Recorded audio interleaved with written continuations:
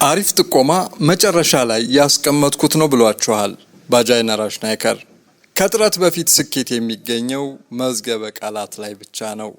The only place where success comes before work is in dictionary ይልና የሺ ጉደታ ካነበበችው የነገረችኝን ነው የተዋስኩት።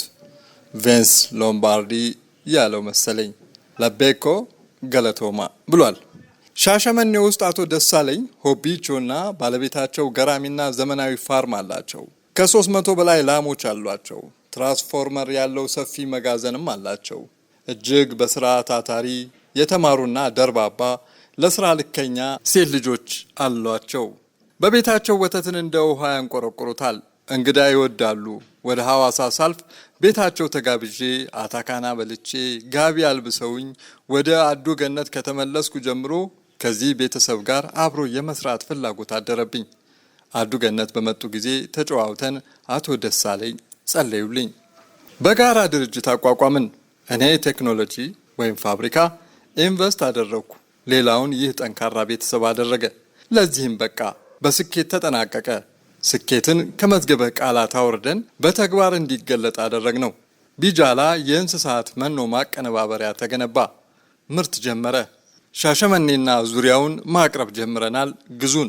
እዚህ ጋር ስኬቱ አብሮ መስራት መቻሉ ነው። ኢትዮጵያኖች አብረው መብላት እንጂ አብረው መስራት ይሳናቸዋል የሚለውን ያስፎረሸ ነው። ሊዲያ ደሳለኝ፣ ጸጋ ደሳለኝ፣ ቤርሳቤል ደሳለኝ እና አባታቸውንና እናታቸውን መርቋቸው። ቢጃላ ዋ ቢጃላ። በተመሳሳይ የተደራጀ መጋዘንና የኤሌክትሪክ ኃይል ኖሯችሁ እኔ ጋር የሚገኝ ቴክኖሎጂ ጋር አዋህደን አብረን ለመስራት የምትፈልጉ አሳውቁኝ።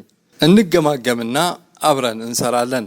ቪዚት www.bajaygroup.org በርቱ ብሏቸዋል። የቢጃይ ኢትዮጵያ ባለሙያዎች፣ ኢንጂነሮች፣ አናሊስቶች፣ ማኔጀሮች እና ቴክኒሻኖች ሁሌ እንዳስደመሙኝ ነው ብሎ ጽሑፉን ይጀምራል።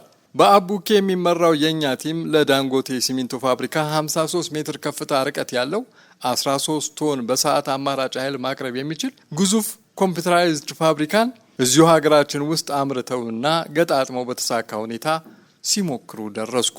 ድንቅ ነው መቼም። የውሃ መንኮራኩር የመገንባት ህልማችን እውን የሚሆንበት ወቅት ሩቅ እንደማይሆን አሳምኖኛል። ከዲዛይን እስከ ምርት፣ ከጉዞ እስከ ተከላ ትችላላችሁ አቦ። ማሽኑ 18 ፎቅ ርዝመት አለው እኮ። እዚሁ ነው የተመረተው። ፉል አውቶማቲክ ነው። ከርቀት ነው የሚታዘዘው። የባዮማስ ኮምፓክተርና ትራንስፖርተር አለው። ክረምት ላይ ለወጣቶች እንዲማሩበት አሳያቸዋለሁ። አቤነዘር የፒኤልሲ ሊቅ እና አቡኪ አቡበከር ሂረዲን ዘ አይረን ማን የሚገርም አመራር ነው። ታንኪዩ አሉ። www.bajayetio.com የቢጃይ ኢንቨስትመንት ግሩፕ ይኮራባቸዋል። www.bajaygroup.org በርቱ ብሏል። የሚገርም ነው።